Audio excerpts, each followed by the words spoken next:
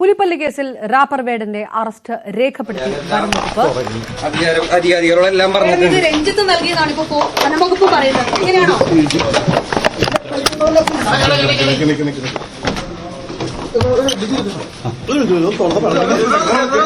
Arrest രേഖപ്പെടുത്തി കൊണ്ടുപോകുമ്പോഴുള്ള വേടന്റെ പ്രതികരണമാണ് കണ്ടത്. മൃഗവേട്ട അടക്കമുള്ള വകുപ്പുകളാണ് ചുമത്തിയിരിക്കുന്നത്. പുലിപ്പള്ളി സമ്മാനമായി നൽകിയ രഞ്ജിത്തിനെ കുറിച്ച് കൂടുതൽ അന്വേഷിച്ചു വരികയാണ് അന്വേഷണ സംഘം. ശ്രീലങ്കൻ വംശജനായ അയാൾ ചെന്നൈയിൽ വെച്ചാണ് സമ്മാനം നൽകിയത്.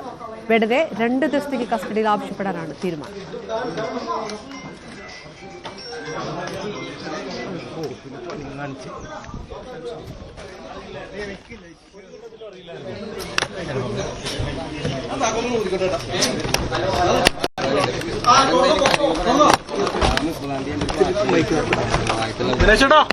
ലഹരി ഉപയോഗിച്ചിരുന്നോ?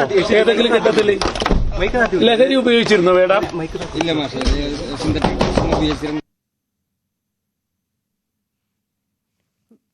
വേടൻ ഉൾപ്പെട്ട കഞ്ചാവ് കേസിലെ എഫ്ഐആർ വിവരങ്ങൾ ന്യൂസ് എയ്റ്റിന് ലഭിച്ചിട്ടുണ്ട്. ചാലക്കുടി സ്വദേശി എല്ലാവർക്കും അറിയാമത്.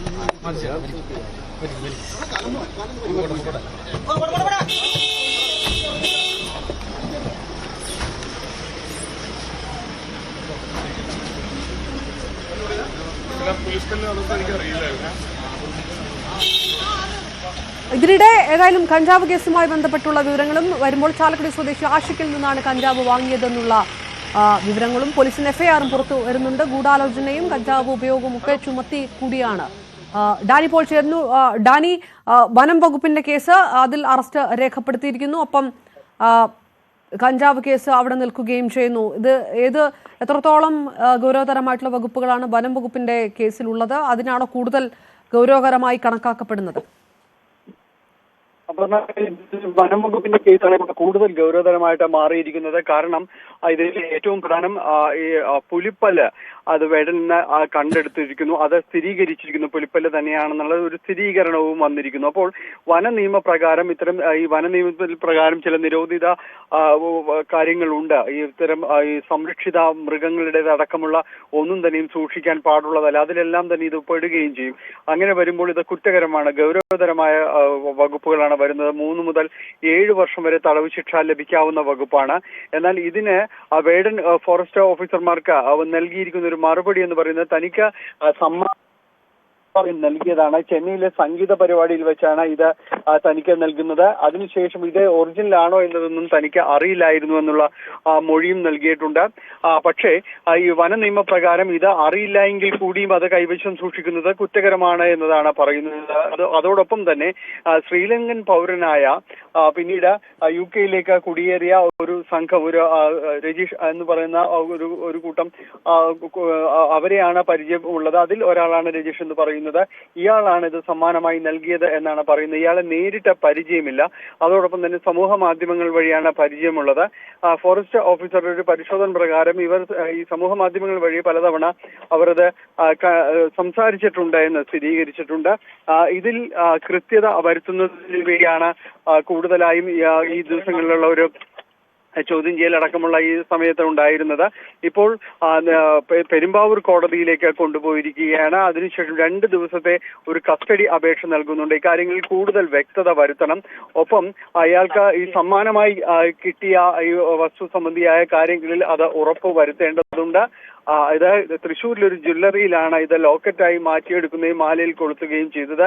അവിടങ്ങളിൽ തെളിവെടുപ്പ് അടക്കമുള്ള കാര്യങ്ങൾ പൂർത്തിയാക്കണം. ഫ്ളാറ്റിലും തെളിവെടുപ്പിന് വേണ്ടി എത്തിക്കുകയും വേണം. അപ്പോൾ ഇത്തരം കാര്യങ്ങൾക്ക് വേണ്ടിയാണ് 2 ദിവസത്തെ കസ്റ്റഡി ആവശ്യപ്പെട്ടിരിക്കുന്നത്. എന്തായാലും കഞ്ചാവ് കേസിൽ പിടിയിലായ വേടൻ ഇപ്പോൾ അതിനേക്കാൾ ഗൗരവതരമായ വകുപ്പുകളിലേക്ക് അടക്കമാണ് ഇപ്പോൾ ചെന്നെത്തിയിരിക്കുന്നത്. അപർണ, ഡാനി പോൾ ചേരുന്നു. ഡാനി പോൾ നൽകിയത് വിവരങ്ങളുമായി. ഡാനിയിൽ പ്രധാനപ്പെട്ട കാര്യം കഞ്ചാവ് കേസുമായി ബന്ധപ്പെട്ടും അടക്കം ഈ ചാലക്കുടി സ്വദേശിയിൽ നിന്നാണ് ഇത് കിട്ടിയത് എന്നുള്ള കാര്യം അടക്കമുണ്ട്.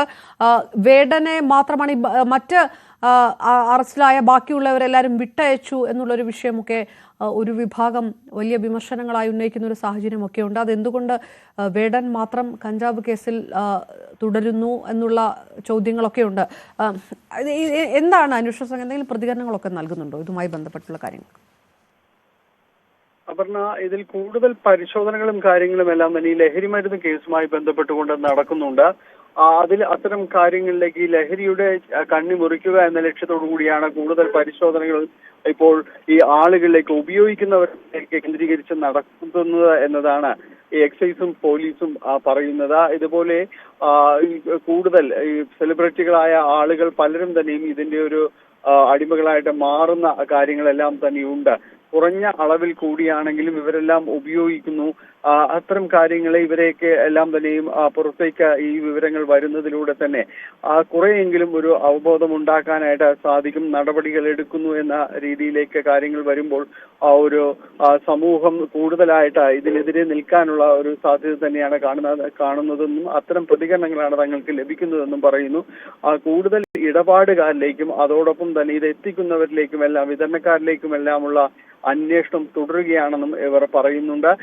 കൊച്ചിയിലെ സംവിധായകർ അറസ്റ്റിലായ കേസിൽ അടക്കം ഇത് എത്തിച്ച ആഷിഖ് എന്ന് പറയുന്ന ആളെ കേന്ദ്രീകരിച്ചുള്ള അന്വേഷണം മുന്നോട്ട് പോവുകയാണ്. വൈകാതെ ഇയാൾ പിടിയിലാകുമെന്ന സൂചനയും പോലീസിന്റെ ഭാഗത്തു നിന്ന് നൽകുന്നുണ്ട്. എന്തായാലും ഇത്തരം കാര്യങ്ങളിൽ കർശന നടപടികളുമായി മുന്നോട്ട് പോവുകയാണ് എന്ന രീതിയിൽ തന്നെയാണ് അന്വേഷണ സംഘം കാര്യങ്ങൾ വ്യക്തമാക്കുന്നത്.